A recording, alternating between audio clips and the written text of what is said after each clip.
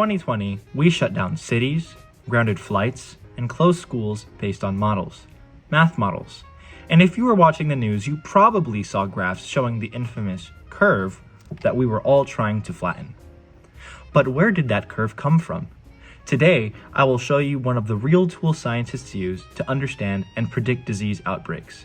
It's called the SIR model, and it helps us learn about viruses without running experiments on actual people. In science, a model isn't just a diagram or a 3D object. It's a simplified version of reality that helps us make predictions or understand how something works. We build models when we can't experiment directly, like simulating Earth's climate, predicting hurricanes, or forecasting how a disease spreads. And the SIR model is one of the simplest but most powerful models in epidemiology. SIR stands for susceptible, infected, and recovered. Here's how it works. We divide a population into 3 groups: people who can catch the disease, susceptible; people who have the disease, infected; people who had the disease and are now immune or removed, recovered.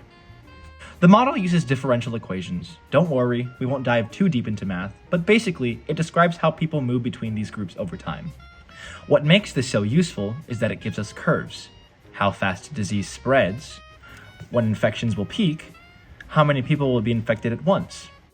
And if we change our parameters, like how contagious the virus is or how long people stay sick, we can simulate different outcomes. During COVID-19, scientists use SIR-type models to estimate when hospitals would be overwhelmed and how interventions, like mask mandates or vaccinations, would change the course of the pandemic.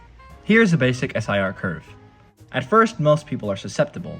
Then the number of infection grows, sometimes exponentially, until it reaches a peak. After that, more people recover and the number of new infections drops. If we change a parameter, like introducing a vaccine, we can see the curve flatten or drop altogether. That's how we learn without guessing. We use models to test what-if scenarios in a safe, controlled virtual environment. So when scientists talk about flattening the curve or modeling an outbreak, it's not a metaphor, it's math. And we turn limited data into life-saving decisions.